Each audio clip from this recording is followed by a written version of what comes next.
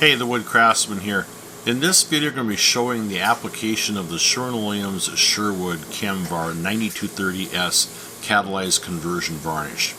This video was kind of an afterthought, and the reason being is I didn't actually show the application of the staining process, but I wanted to showcase the application of the conversion varnish itself. So this small cabinet wasn't really something that we were planning on doing, but some friends of ours that own an RV were going on a trip and they'd asked us if we could quickly knock out a cabinet to add to their RV for them. So we knocked this cabinet out in a couple hours from basically start all the way up to the finishing process. Our Sherwin-Williams product finishes facility was actually able to turn the stain around in 2 days.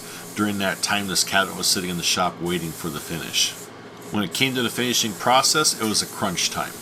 As I mentioned, I would like to have shown the application of the stain, but I was really interested in showing more of the finishing process of the actual conversion varnish.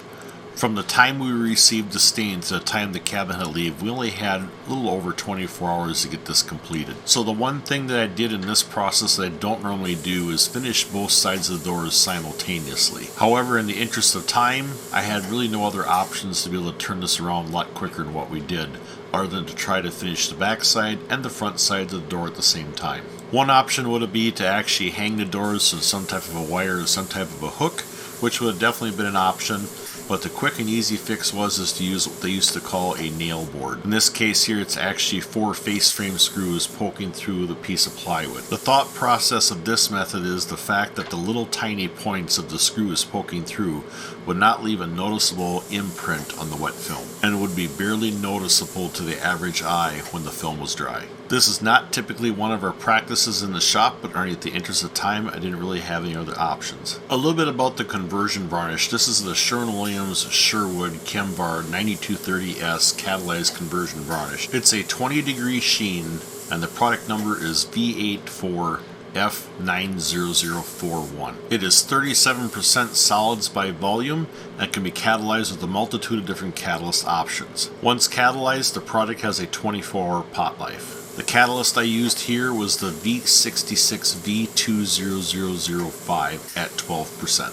One of the things that I immediately noticed on my initial trial run of the first trial pail was that this product has an extremely good build and has a really good vertical sag resistance. You could easily put on 4.5 to 5 mils vertically without any sagging or curtaining. If there is a disadvantage to this product that I don't really care for, is it does have a very short flash off time. If you're just spraying a bunch of flat material such as doors and drawer fronts or drawer boxes where you don't need a lot of open time, this product works extremely well for that. On the other hand, if you're spraying a lot of open casework or a lot of case goods or have large surface area to cover, it may flash off a little bit too quick, but there is a solution.